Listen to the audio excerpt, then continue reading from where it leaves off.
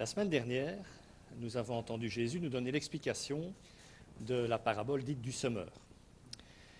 La semence, nous dit-il, c'est l'évangile, la parole de Dieu pour le salut des hommes. Les différents sols repris dans la parabole représentent quant à eux le cœur de ceux où la parole est semée et leur état de conditionnement.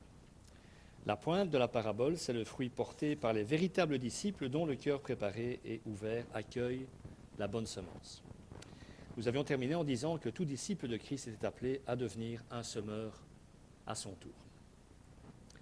Je vous invite aujourd'hui à réfléchir avec moi sur la deuxième parabole enseignée par Jésus et rapportée dans le chapitre 13 de l'évangile de Matthieu qui en compte 7. Elles ont toutes pour objet, rappelons-le, le royaume de Dieu. J'aimerais pour débuter faire quelques remarques préliminaires qui nous permettront, du moins je l'espère, de placer déjà quelque peu le cadre de référence de la parabole en question. L'Église a plus ou moins 2000 ans d'existence. Beaucoup de choses se sont passées au cours de son histoire et ce n'est évidemment pas fini, puisque cette histoire continue encore de nos jours. Elle prendra fin, du moins sous la forme que nous connaissons, lorsque notre Seigneur Jésus-Christ reviendra en gloire parmi nous pour installer son royaume sur la terre. L'Église entrera dès lors dans une dimension éternelle qui n'aura plus grand-chose à voir avec ce que nous pouvons bien vivre aujourd'hui, et c'est tant mieux. Ce sera mieux. Indépendamment des vicissitudes de son histoire et des bonnes et mauvaises choses perpétrées en son nom, une réalité, une vérité, a toujours caractérisé les véritables disciples de Christ, les enfants du Père, une chose que va souligner notre parabole. Et cette chose est que l'appel à être dans le monde est l'appel à être dans le monde sans être encore du monde, être dans le monde sans ne plus faire partie du monde. Ce qui entraîne comme conséquence directe que les chrétiens ne sont pas censés vivre de la même manière, de la même façon que les non-chrétiens. C'est la conséquence directe de cette affirmation de Jésus en Jean 17, si ma mémoire est bonne. Je les laisse dans le monde, mais ils ne sont plus du monde.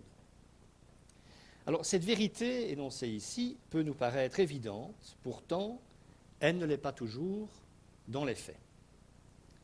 Tout comme l'Église de Corinthe avait en son temps accueilli un homme qui couchait avec la femme de son père, avec sa belle-mère, quelle idée, me direz-vous, on accueille de nos jours avec beaucoup de bienveillance et une absence totale de remise en question des chrétiens vivant très éloignés des standards attendus par celui qu'ils appellent leur Seigneur.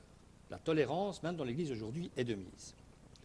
Des péchés qui, il y a une cinquantaine d'années, étaient quasi inexistants dans les églises sont aujourd'hui monnaie courante. De nos jours, pour reprendre l'expression biblique, on appelle le mal bien et le bien mal.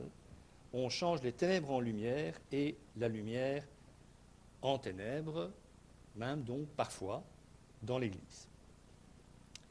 Alors que la chose existe dans le monde, soit, mais qu'elle existe aussi dans l'Église, il faut y voir au mieux une évolution et au pire, un grave danger.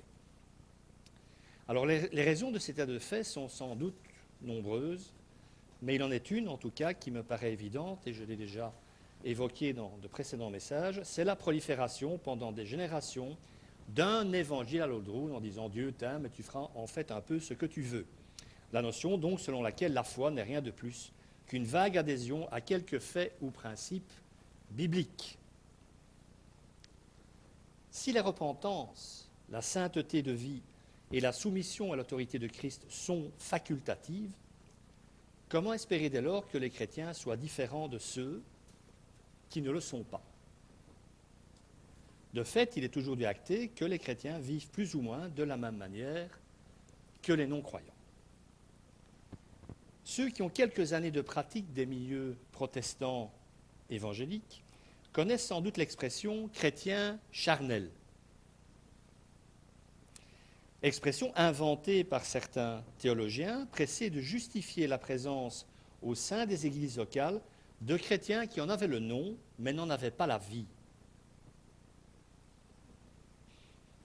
Il est bien entendu que les véritables chrétiens pêchent et se comportent donc parfois comme leur dicte leur nature humaine.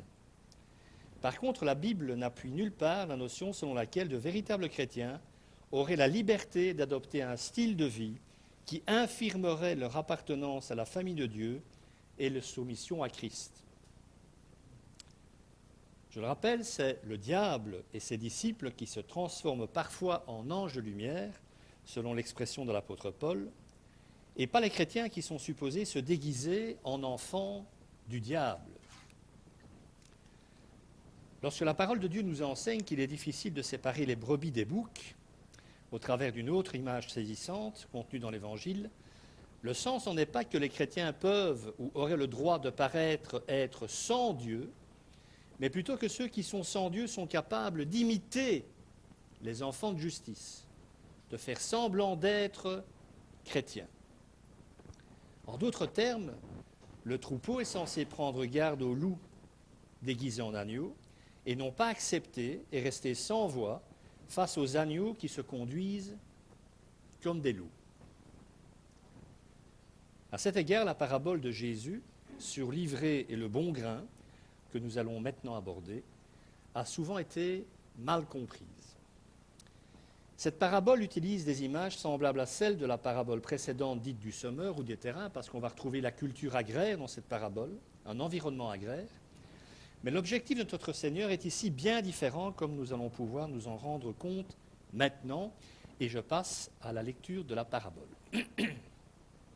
Matthieu 13, versets 24 à 30. Il leur proposa une autre parabole. Le royaume des cieux ressemble à un homme qui avait semé une bonne semence dans son champ. Mais, pendant que les gens dormaient, son ennemi vint, sema de la mauvaise herbe parmi le blé et s'en alla. Lorsque le blé eut poussé et donné du fruit, la mauvaise herbe apparut aussi. Les serviteurs du maître de la maison vinrent lui dire « Seigneur, n'as-tu pas semé une bonne semence dans ton champ ? Comment se fait-il donc qu'il y ait de la mauvaise herbe ?»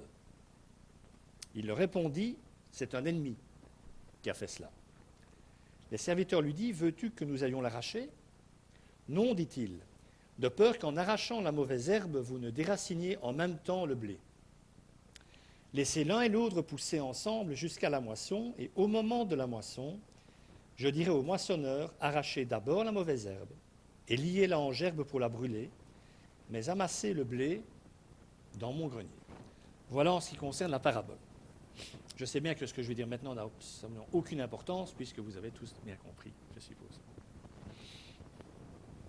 Je pense que c'est notre fille hier qui, suite à son groupe de la semaine, a encore dit que parfois, elle ne comprenait pas Jésus. Face à une question toute simple, il répondait de manière complètement, qui paraît en tout cas complètement démesurée et hors sujet. Du style, Seigneur, je veux te suivre où tu iras. Il dira, le Fils de l'homme, les renards ont des tanières, et le Fils de l'homme n'a pas une pierre pour poser sa tête. Ce genre de réponse qui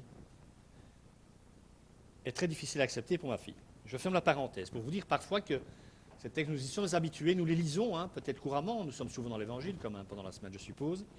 Et le parabole, on connaît, on a entendu, et quand on la lit, on se contente de la lire et on passe un peu, on ne prend pas le temps nécessaire d'approfondir la chose. Alors, j'aimerais dire pour commencer que la pratique de semer des mauvaises herbes dans le champ du voisin, ça va peut-être vous étonner, mais était monnaie courante. À l'époque, c'était tellement courant que Rome avait dû statuer, avait dû édicter une loi pour l'interdire et la réprimer même assez violemment. C'était forcément un moyen, quasiment certain, de ruiner purement et simplement le voisin en question. Vous ruiniez sa récolte, vous le poussiez à l'indigence. Si vous vouliez son champ, c'était donc une bonne façon de ce qu'il vous le vende à un prix beaucoup plus bas. C'était donc courant. Dans notre parabole, l'ennemi d'un homme, nous dit Jésus, avait semé de l'ivraie dans son champ. Petite précision, le mot grec pour ivraie est zizania, qui a donné le mot zizanie en français. Donc l'expression semer la zizanie, qui signifie semer la discorde, la confusion, et c'est bien de ça dont il s'agit, vient donc de notre parabole. Autre précision agronomique, celle-là, l'ivraie est une plante herbacée, vous serez content de l'apprendre, de la famille des graminées, donc j'y suis très allergique à titre personnel. C'est pour ça qu'il n'y a pas d'ivraie dans ma vie. Semblable au blé.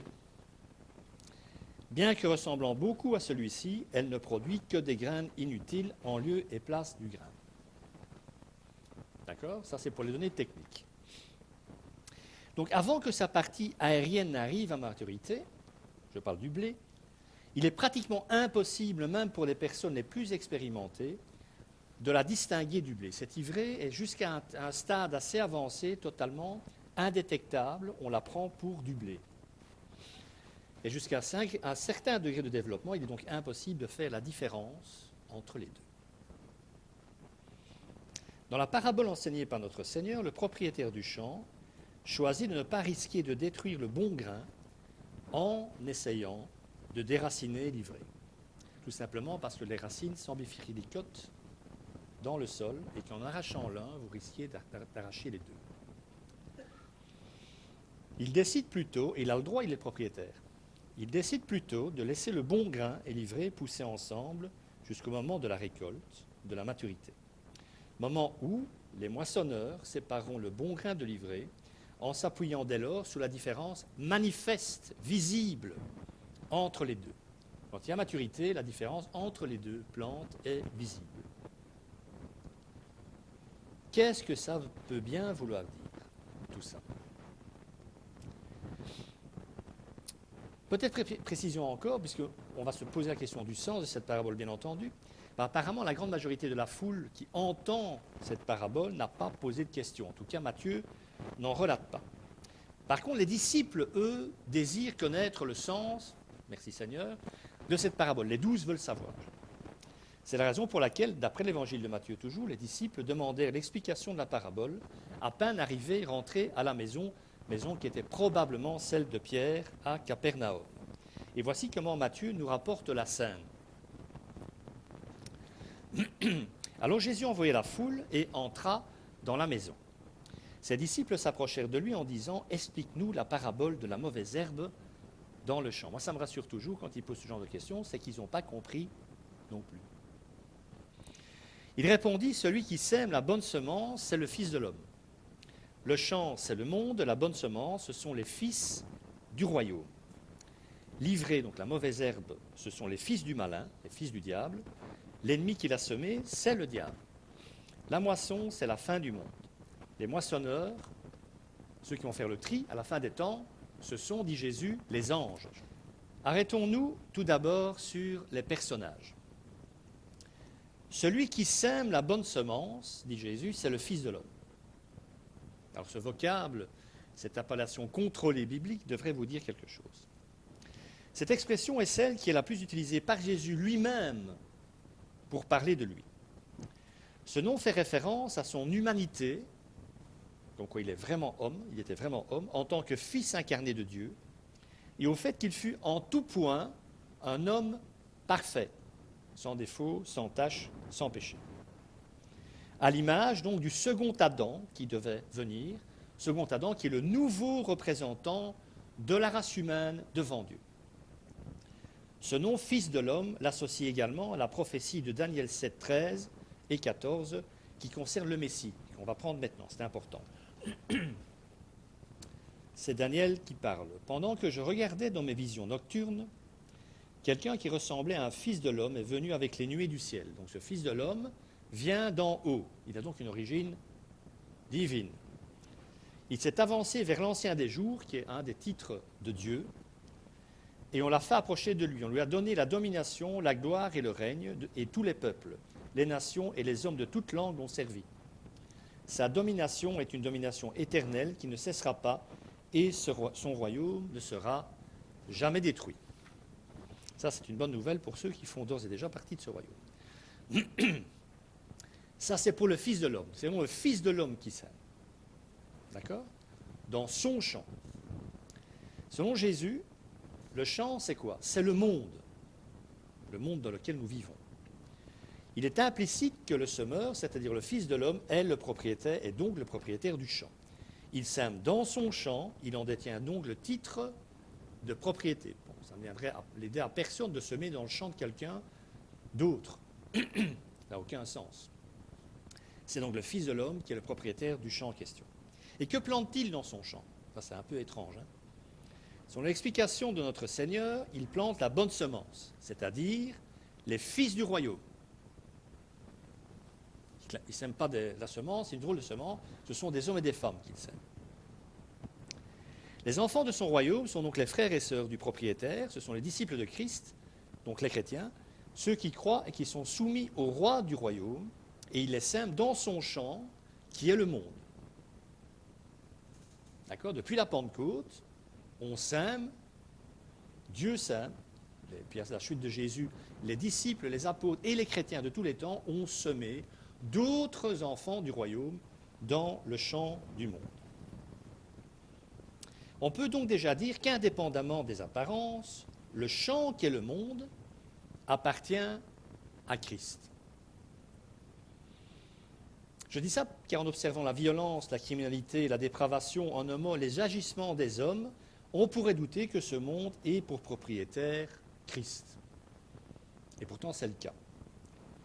Il est le propriétaire légitime de ce monde jusqu'au jour où toute chose étant accomplie, après l'installation de son royaume sur la terre, il remettra toute chose à son Père. Ça va jusqu'ici? C'est plus ou moins clair? Très bien. Identifions maintenant, grâce à Jésus, les derniers personnages de la parabole. Livrés, dit Jésus, ce sont les fils du malin. Il y a les fils du royaume d'un côté, et il y a les fils du malin de l'autre. Et l'ennemi qu'il a semé, ça, c'est un peu comme dans les BD Blake et Mortimer. Le mauvais, à un moment, vous savez que c'est Ulrich. C'est toujours le même. Eh bien, dans la Bible et dans l'histoire du monde, l'ennemi, c'est toujours le même, c'est le diable. C'est notre Ulrich à nous. Ulrich, tu ne connais pas Blake et Mortimer? Pas... Ah ben voilà. Ben, le mauvais dans l'histoire, c'est toujours Ulrich. Il n'y en a qu'un, le pauvre. Alors ces fils du diable sont donc les non-croyants, ceux qui ne croient pas, qui ne font pas partie du royaume, par opposition aux croyants. Cette expression « fils du diable », qui est très forte, tente en fait à rendre compte du statut spirituel de ces personnes. Statut qu'elles ignorent d'ailleurs la plupart du temps elles-mêmes. Elles ne savent pas, ceux qui ne croient pas en Dieu ne savent pas qu'ils sont en fait sous la domination du diable, qu'ils sont des fils du diable et qu'ils font les œuvres de leur père. Cette expression est d'ailleurs proche de celle utilisée par Jésus dans l'évangile de Jean lorsqu'il s'adresse aux chefs religieux qui sont supposés croire. Il leur dit, je vous cite ce passage, ce verset, « Vous avez pour père le diable et vous voulez accomplir les désirs de votre père. » Pour des gens qui pensaient servir Dieu, vous admettrez avec moi que c'est solide ce qu'il leur dit. Et puis cet autre verset dans la première épître de Jean, c'est à cela que l'on reconnaît les enfants de Dieu et les enfants du diable, celui qui ne pratique pas la justice, autrement dit, celui qui n'obéit pas à la parole de Dieu, à la parole du Christ, n'est pas de Dieu, tout comme celui qui n'aime pas son frère, puisque l'amour est l'accomplissement de la loi de Dieu. Vous voulez servir Dieu, aimez. Voilà. Aimez tout le monde. Aimez votre prochain. Aimez-vous les uns les autres comme moi je vous ai aimé. C'est l'accomplissement de la loi. Alors, c'est clair, cette affirmation est terrible. Soit on croit, on est enfant du royaume, soit on ne croit pas en Christ et on est un enfant du diable. On dirait que ça fait une belle jambe à ceux qui ne croient pas de savoir qu'ils sont enfants du diable. Mais c'est quand même une expression terriblement dure. Mais cette réalité est vraie. Tous ceux qui ne sont pas enfants de Dieu sont des enfants du diable et font les œuvres de leur père. Tentons maintenant de comprendre le sens de la parabole. Celle-ci décrit en fait la réalité de notre monde d'un point de vue spirituel. Jésus nous dit, voilà à quoi va ressembler le monde. Mais il n'y a que vous qui le saurez, parce qu'il n'y a que vous, mes disciples, qui aurez les yeux pour voir cela, l'entendement, la compréhension, le discernement pour savoir cela. Les enfants non croyants du malin vivent dans le même monde que les enfants de Dieu. Nous vivons dans le même monde. Ils n'ont rien en commun, on vient de le dire, et pourtant, ils se ressemblent, dit Jésus. Alors je tiens à préciser d'emblée que cette parabole comporte un enseignement pour l'Église qui se trouve dans le monde et ne donne pas pour autant un billet d'entrée gratuite au monde pour qu'il pénètre dans l'Église, même si Satan sème aussi dans l'Église, puisque l'Église fait partie du monde, même si elle n'est pas du monde. Vous me suivez? Première leçon, ceux qui font partie du royaume vivent dans la même réalité que les non-croyants. Nous respirons le même air. Pour l'instant, il vaut mieux pas respirer de trop, mais mangeons les mêmes aliments, suivons les mêmes autoroutes, vivons dans les mêmes quartiers, travaillons dans les mêmes usines, fréquentons les mêmes écoles, consultons les mêmes médecins, achetons dans les mêmes magasins, bénéficions du même soleil et recevons la pluie en même temps que les non-croyants. Toutes choses que nous avons en commun parce que nous faisons partie du même monde. Cependant, ce que nous ne partageons pas avec eux, forcément, c'est une communion spirituelle. Vous pouvez forcément, et c'est mon cas, et le cas d'autres dans l'Église, je sais bien, être ami, profondément ami avec un non-croyant, il n'y a pas de problème, mais vous ne serez jamais en communion spirituelle avec cette personne. Tant que cette personne ne deviendra pas un fils du royaume, ou une fille du royaume. Je vais prendre ce texte de 2 Corinthiens 6, qui est un texte, assez fort, je trouve, dans cette problématique, justement. 2 Corinthiens 6, 14, 16. Ne formez pas un attelage disparate. L'attelage en question, c'est le joug. Vous vous rappelez, le joug. Donc, ne formez pas un attelage disparate avec des incroyants. En effet, dit Paul, quelle relation y a-t-il entre la justice et le mal, donc entre vous et ceux qui pratiquent le mal? Ou qu'y a-t-il de commun entre la lumière et les ténèbres? Quel accord y a-t-il entre le Christ et le diable? Ou quelle part le croyant a-t-il avec l'incroyant? Quel rapport peut-il y avoir entre le temple de Dieu et les idoles? En effet, vous êtes le temple du Dieu vivant. Comme Dieu l'a dit, j'habiterai et je marcherai au milieu d'eux. Je serai leur Dieu et ils seront mon peuple. À l'époque du temple, aucun non-croyant ne mettait un pied dans le temple. Alors c'est un texte que l'on emploie aussi, c'est très général comme approche, mais qu'on emploie aussi pour dire, si généralement il faut quand même être conscient qu'on n'a pas grand-chose en commun spirituellement, on emploie souvent ce texte pour dire, n'épousez jamais un non-croyant.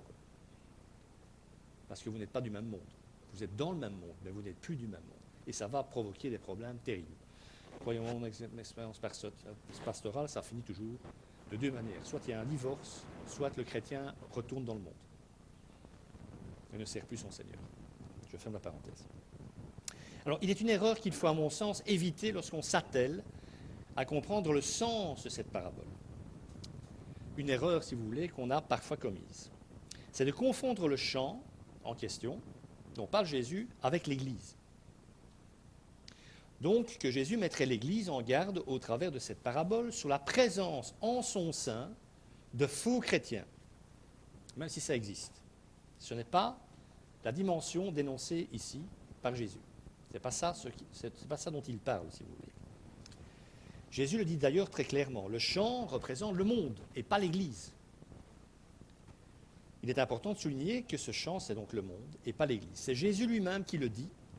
Et me semble-t-il, la chose est d'importance puisque certains affirment que Jésus parle ici de l'Église. Alors pourquoi est-ce qu'on aurait identifié dans cette parabole le chant à l'Église puisque Jésus dit explicitement qu'il parle du monde? Eh bien, des théologiens et des chrétiens hostiles à la pratique de ce qu'on appelle la discipline ecclésiastique, la discipline de l'Église, pensent pouvoir faire appel à ce texte pour justifier leur point de vue.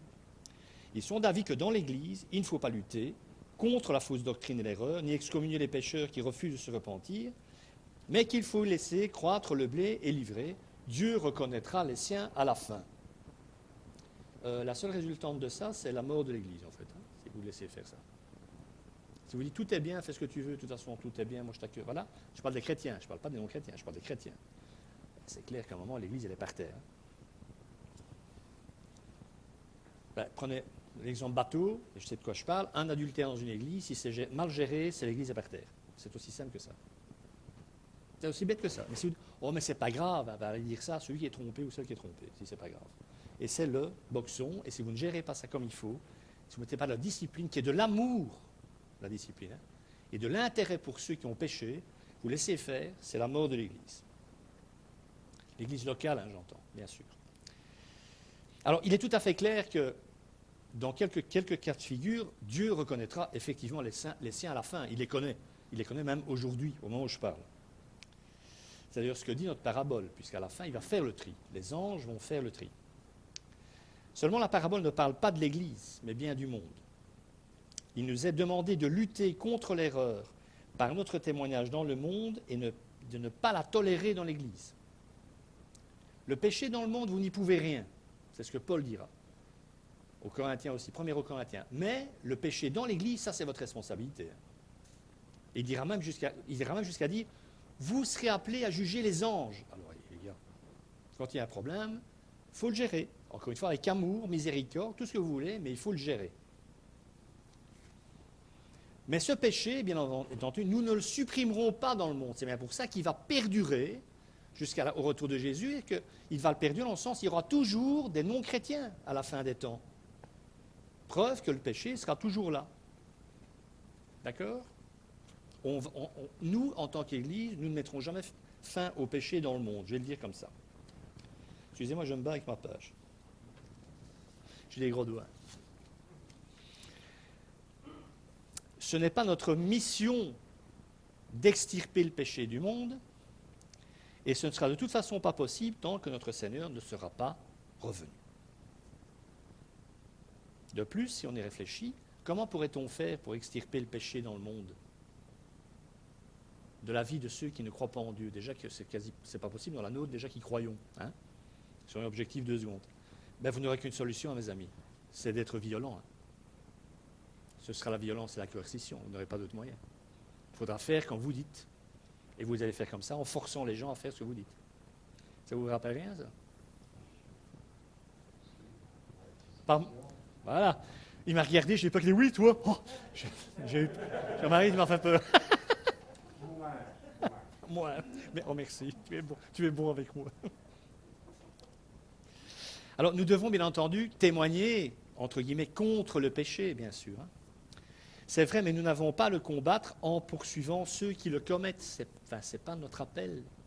Ce n'est pas notre mission. D'ailleurs, qu'est-ce qui est arrivé chaque fois que l'Église a tenté de mettre de l'ordre avant le temps, en tentant de mettre fin au règne du péché dans le monde, en éradiquant ceux qui ne croient pas? Elle s'est fourvoyée en inventant l'Inquisition. Bon élève, hein, pour trier devant. Alors, ce faisant, et c'est grave, hein, elle a non seulement désobéi à son Seigneur en utilisant une arme qui l'interdisait, la violence c'est Jésus, il a... Attendez, je me suis perdu là. Mais en faisant cela, on a aussi amené à un niveau rarement égalé la menace, forcément, et la coercition.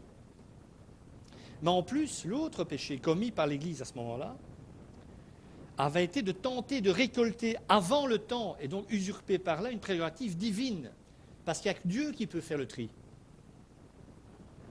Solide orgueil, là, quand même. Je ne serais pas protestant, aussi. Chemin faisant, ça c'est encore peut-être le plus grave, elle a aussi tué dans le processus de véritables chrétiens, nés de nouveau, ayant l'Esprit Saint. Pas mal quand même. Hein? Qui a parlé de la poutre dans l'œil? Une chose demeurera jusqu'au retour de notre Seigneur, c'est ce que Jésus dit. L'ivrée, la mauvaise herbe poussera dans le monde et cohabitera avec le bon grain. Jusqu'au retour de Jésus. Jusqu'au jour du jugement qui évoque Jésus dans la parabole, il en sera ainsi. Vous pouvez danser sur votre tête, ce sera comme ça. Jésus n'interdit pas, pour autant, la discipline dans l'Église par le moyen de la parole de vérité et de l'amour, car cela entre dans les attributions que notre Seigneur lui-même a confiées à son Église. Vous verrez les références bibliques dans les notes si vous allez les voir cette semaine.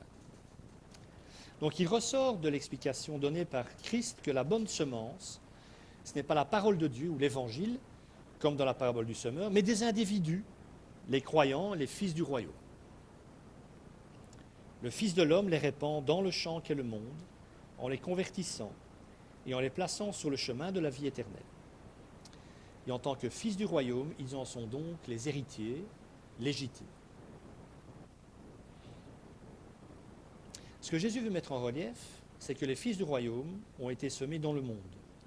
Et au cours de son ministère, Jésus a ensemencé le monde de disciples qui ont été de loyaux sujets du royaume et livré ce dont sont donc les fils du malin, Satan identifié comme l'ennemi qui assumait livré dans le champ et une contrefaçon de ce que Dieu avait accompli.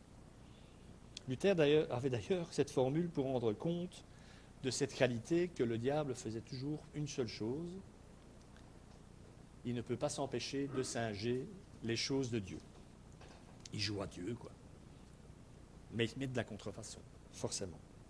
Il a jamais les plaques originales, lui. Il ne pourrait pas.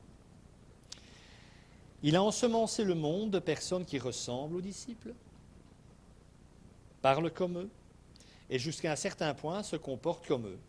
Mais ils ne sont pas de vrais disciples. Rappelez-vous, mes amis, que pendant des siècles, je dirais jusqu'au XIXe, l'Occident était extérieurement chrétien. Je dis bien extérieurement. C'est ce qu'on a appelé la chrétienté. Un grand foutoir, en fait. Une société, un monde en apparence chrétien, dominé sociologiquement par l'Église catholique, une Église ayant perdu le sens spirituel de sa mission, en voulant s'arroger la suprématie temporelle, chose sur lesquelles notre Seigneur s'était pourtant clairement exprimé, en présence d'ailleurs, et c'est intéressant de le relever, du détenteur de l'autorité céleste de l'époque, à savoir Pilate, qui a l'autorité temporelle de Rome à ce moment-là. Et que dit-il? Mon royaume n'est pas de ce monde.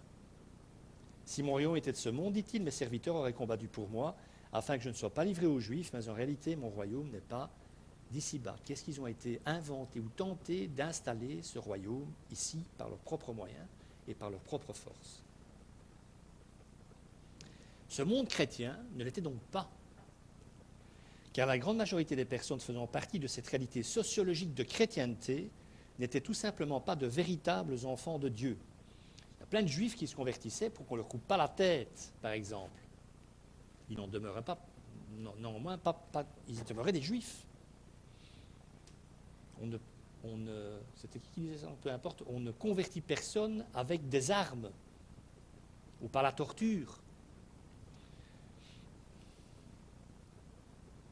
Alors, il est clair qu'en faisant cela, ça c'est ma lecture, mais derrière tout cela, derrière ce projet de chrétienté,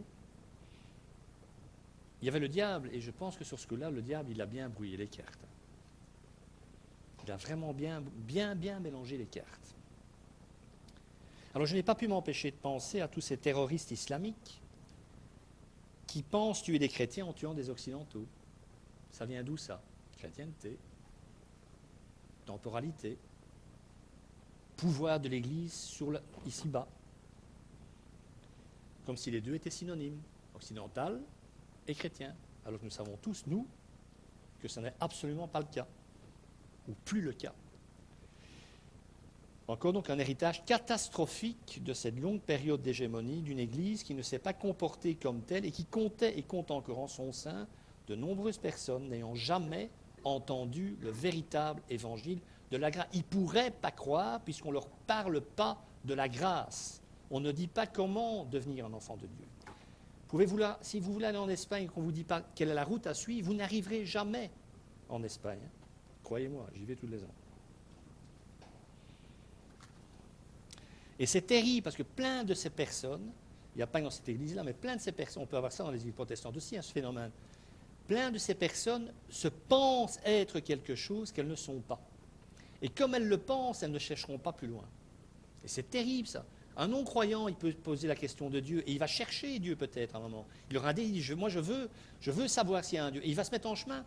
Si vous pensez déjà connaître ce Dieu, faire partie de sa famille, faire partie de son royaume, être un de ses disciples, vous ne chercherez plus.